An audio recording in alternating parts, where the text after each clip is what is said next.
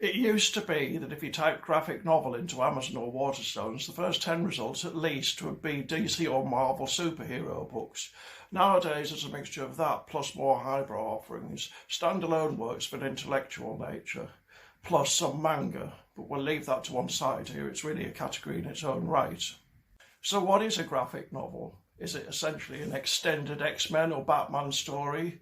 Or is it more akin to what bookstores call a literary fiction, only with pictures? The confusion stems from the different ancestry of the two types. The superhero comic genre began in the 1930s as mass-market entertainment for teenagers.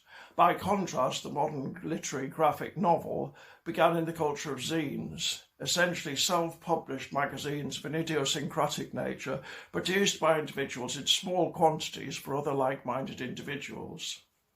The production of zines declined with the rise of the internet. Nowadays, people prefer to blog or vlog, but in their prime, they were typically handcrafted from start to finish. The first zines were produced in Harlem in the 1920s, but the format really took off in the 1960s, 70s and 80s. Let's go back to the superhero genre.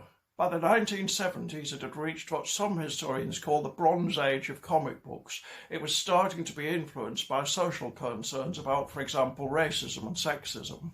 Now, what did zines and the superhero genre have in common? Well, by the 1970s, both had a weather eye on leftish political philosophies and both had an eye on teenagers.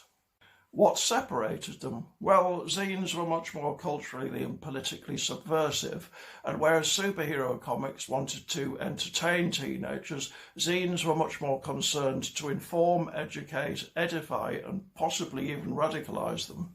It was inevitable that at some point there'd be some cross-fertilisation between the two currents, mainly creative subversions of the superhero genre, which had, after all, been by far the commercially dominant current.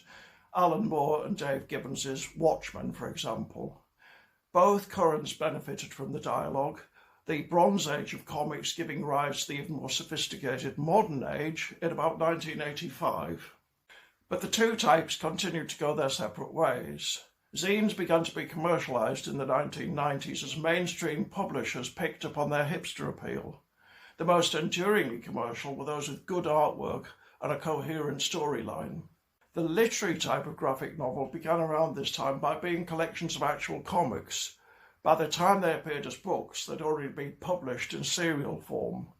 The books often retained the original divisions, but eventually graphic novels began to be written as novels from the outset.